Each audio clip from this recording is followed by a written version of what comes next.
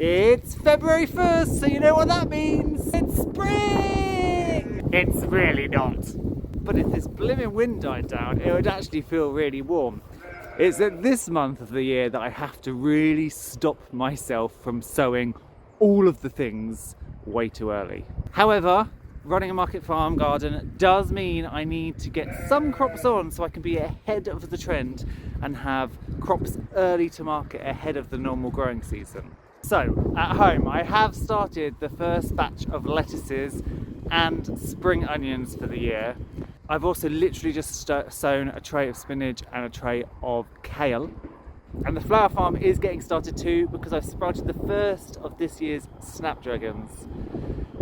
And today actually I'm also going to start off a few other things. I'm going to start off some cactus dahlia seeds and I'm going to start some straw flowers. And you can see here that rather than put them into grow-in trays initially, I actually put them in little plastic tubs. So I put in some kitchen towel, wet it and make it a little bit damp, put the seeds in, and then after a few days they'll start to sprout, and then I can individually prick them out and pop them on. The wind is very frustrating and it makes it difficult for me to film as well because, of course, it affects the audio, so I hope you can hear me through all of this. I'm just going to take you into the barn because there's been a few changes. The main thing that most of... What's the matter? The most of the sheep are gone. So it's really best not to keep lambs in for that long because the longer they're in a small space with lots of straw where they've been pooping and weeing, the more likely it is that they're going to pick something up. So my friend Mason has moved the majority of his lambs now out onto grazing pasture. We've just got a couple left. Little number 6 here was a little bit weak, so he stayed in. This is our latest lamb. She's a week or maybe 10 days younger than him, so she's still in. And then we still have 2 to go. The Texel, when she was scanned, she was actually due 10 days ago, I think. So obviously her scan due date was wrong. And then the same with this sheep, it's just coming up on her due date. If you look at this Texel though, you can see, look how puffy her back end is. And I've actually just had a quick look round there and there is a tiny little bit of goop. So maybe today is going to be the day. We'll see. She's bagged up, she's ready to go. So fingers crossed.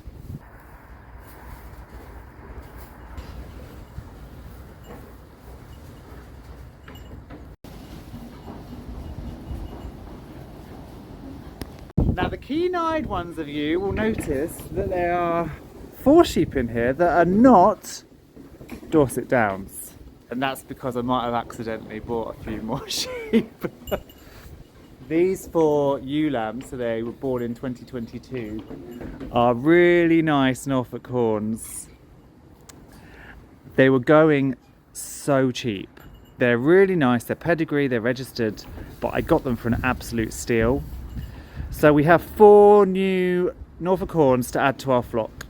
So that means that our Norfolk Horn ewe numbers are now up to 8, 9, 10, 11, 12, and then with our rams, so we've got 13 Norfolk Horns. After lambing, I am going to go through a few of them, because there's a couple that I'm not particularly keen on their conformation and how they meet the breed standards. So I'm going to go through, and there's a couple that I might get rid of. Not for me, I'll just sell them on. But these 4 should actually grow up quite nice over this year to be tucked again in autumn. And then finally, in this corner, we have our lovely goats, of course. We've got our 3 little babies. 2 of which are nibbling down here. Number 3 is back there. There's Eve, and then our wethers. Now again, for the keen-eyed of you, there's only 4 wethers, and that's because we did lose one. I said in the last video or the video before that I had a couple that were really, really poorly. Hello. This wasn't one of them. Humbug. You're fine. One was Venom, really, really poorly. The other was Gurgi. And Gurgi was totally fine. I let them out, he went running across the field, was totally fine. And then he never came back, and I went in search for him and I found him in a ditch, on his side, in a ditch, really, really weak. Nothing was wrong with him, nothing was broken, the ditch isn't that deep, so he couldn't have even fallen and hurt himself. So it was just very strange. So I put him in that pig ark with Venom, because Venom was poorly as well. Gergie didn't make it. So it's very frustrating. All I can say is he had a lovely 3 years of life while he was here. I have no idea what happened other than those tox results that are currently being investigated, and again I will let you in on what's happened when I know the full deal. But for now, everybody's in the barn. I'm much happier that they're in the barn. They seem to all be doing really, really well, and as I said before, as soon as these two have lambed, then this whole section will be opened up and they'll have this whole back section. I also can't remember whether I've discussed this plan with you, but similar to the gates on the front here, these are actually 2 gates. So the plan is to make a permanent goat pen in the barn. To have a whole goat pen section here. I will have that gate open, and outside I will have a small paddock or run next to where the cabin is. It also means that I can set up a milking stool in here. So they'll have inside and outside. I can have a milking stool over here that I can just bring Eve out to milk. Everybody's a lot more controlled, a lot more localized on the farm, so I can keep a better eye of them, and hopefully, fingers crossed, I'm fairly sure we have solved the issue. We won't have any more goat dramas.